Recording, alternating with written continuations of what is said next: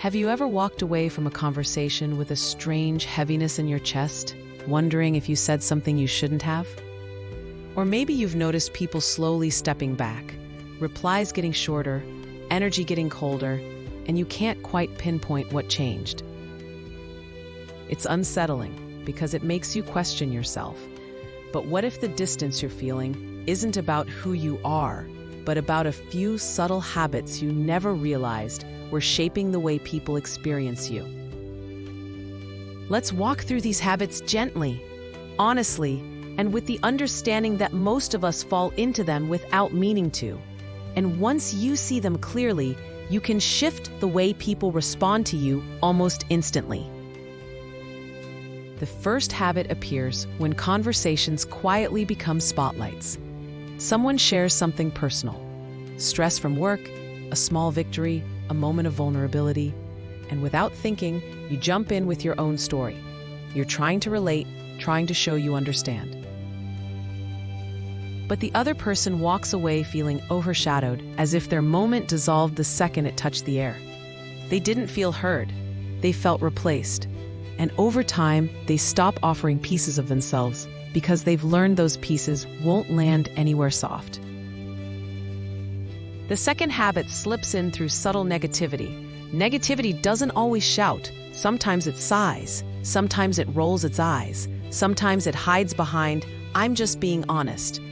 You might think you're grounding the conversation, keeping expectations realistic. But to the person in front of you, it feels like a small cloud drifting over every idea they share. They start hesitating before telling you good news, bracing themselves for the "yeah, but" that always seems to follow. Eventually, they choose lighter company. The third habit shows up when the balance in a relationship quietly breaks. Friendships, family bonds, romantic connections. They all thrive on a gentle exchange. But when someone realizes they're always the one checking in, always the one offering support, always the one carrying the emotional weight, something inside them shifts. Maybe you only reach out when you're lonely or overwhelmed. Maybe you don't notice how rarely you ask how they're doing. It's not selfishness, it's unawareness. But to them, it feels like being taken for granted, and eventually they stop reaching out at all. The fourth habit emerges when sensitivity turns into fragility. Everyone deserves kindness and respect, but when people feel like they must tiptoe around you, choosing every word carefully, avoiding jokes, avoiding honesty, the relationship becomes exhausting. A harmless comment suddenly becomes a wound. A light tease becomes an insult. A neutral tone becomes a hidden attack. Even if you don't mean to react strongly, the tension builds. People start to protect themselves by keeping their distance. The fifth habit appears when emotions spill instead of settle. Anger, frustration, disappointment. These emotions visit everyone. But when they burst out suddenly, or when silence becomes a weapon, or when reactions come before reflection, people feel unsafe. Not physically, emotionally. A small mistake becomes a spark. A misunderstanding becomes a storm. And even if you calm down quickly, the other person remembers the intensity long after you've forgotten it. The sixth habit shows up when boundaries blur without warning. Sometimes you care deeply, sometimes you're anxious, sometimes you just want closeness. But when you push too hard, too fast, or too often, people feel overwhelmed.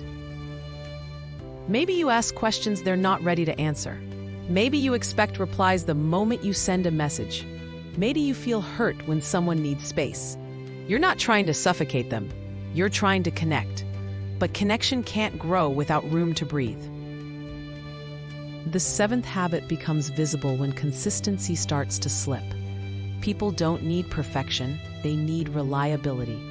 When you cancel often, forget commitments, or show up late more than you show up on time, trust begins to crack.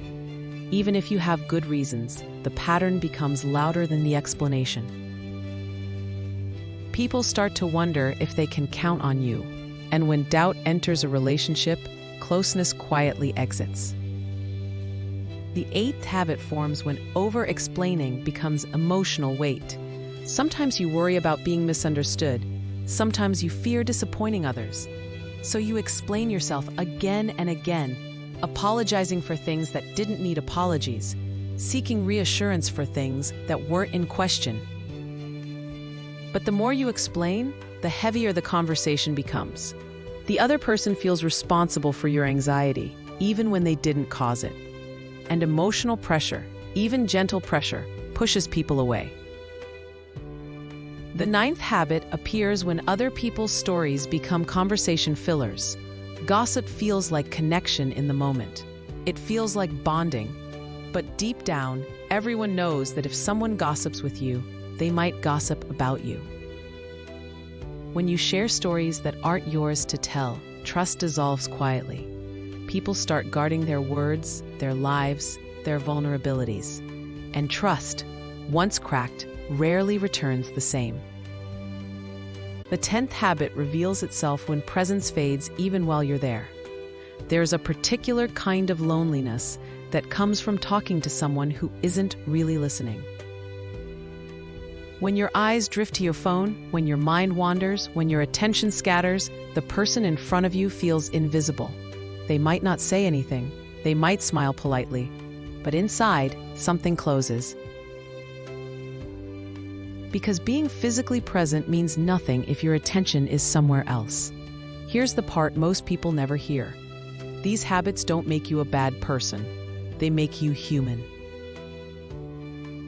People fall into these patterns when they're tired, stressed, insecure, overwhelmed, or simply unaware.